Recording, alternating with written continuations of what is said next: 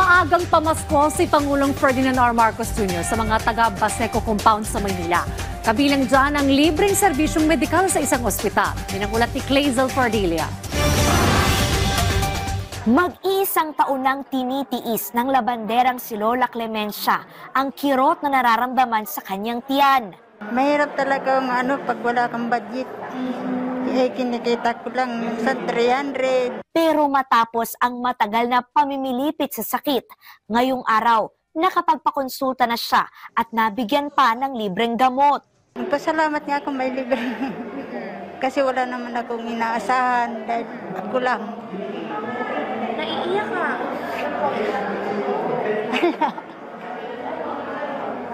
Natutuwa lang ako nga. Mayroon na ako na ng gamot. Ang ospital kung saan nakapagpatingin si Nanay Clemencia ang pinakaunang General Hospital sa Baseco Compound sa lungsod ng Maynila. Ito ang President Corazon C. Aquino General Hospital na binisita ni Pangulong Ferdinand R. Marcos Jr. ngayong araw.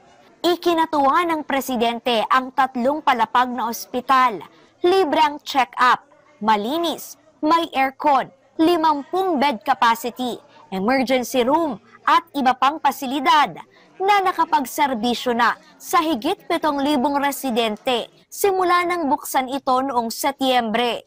At para marami pa ang mabenepisyuhan, naglaan ng 15 milyong pisong tulong ang tanggapan ng Pangulo para sa Baseco Hospital. Ito ay ginawa ng ating local government. Kami naman sa national government, lahat ng suporta, lahat ng benepisyo na maaaring gawin ng pamahalaan ay gagawin natin.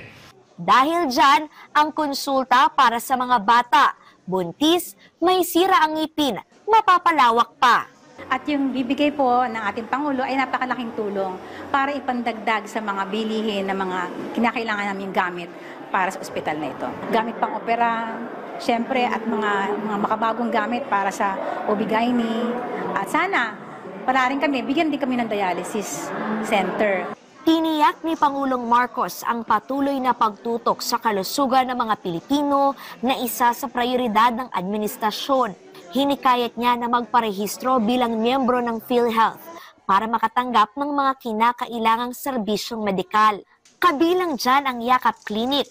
Wala nang gagastusin sa pagpapacheck up at screening. Bayad na rin ang bill ng mga pasyenteng dinadala sa mga pampublikong ospital ng Department of Health sa tulong ng zero balance billing. Pinalawak din ang benefit package ng PhilHealth.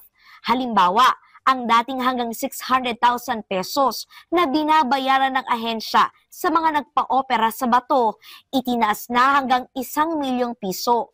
May gamot up na rin kung saan maaring makatanggap ng libreng gamot ang mga pasyente.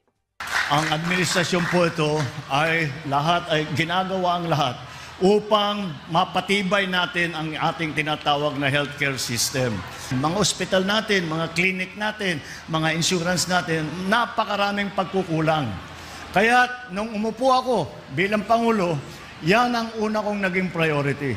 Sabi ko, tignan natin, matuto na tayo. Dumaan na nga tayo sa COVID. Marami sa ating namatayan. Huwag na natin paulitin yan. Binisita rin ng Presidente ang Benigno Aquino Elementary School para kamustahin ang mga estudyante at guro. Namahagi rin siya ng charity timba na naglalaman ng bigas at iba pang pagkain. Sa akin, sila parent, malaki na po siya. Ayan na talaga. Mas pa ngayon, may sakit ako. Sige lang. Tuwa nga ako nakakuha. Dagdag din sa budget araw-araw. Aabot sa 2,500 charity timba ang naiabot ng Philippine Charity Sweepstakes Office sa mga residente ng Baseco. Clazel Cordelia para sa Pambansang TV sa Bagong Pilipinas.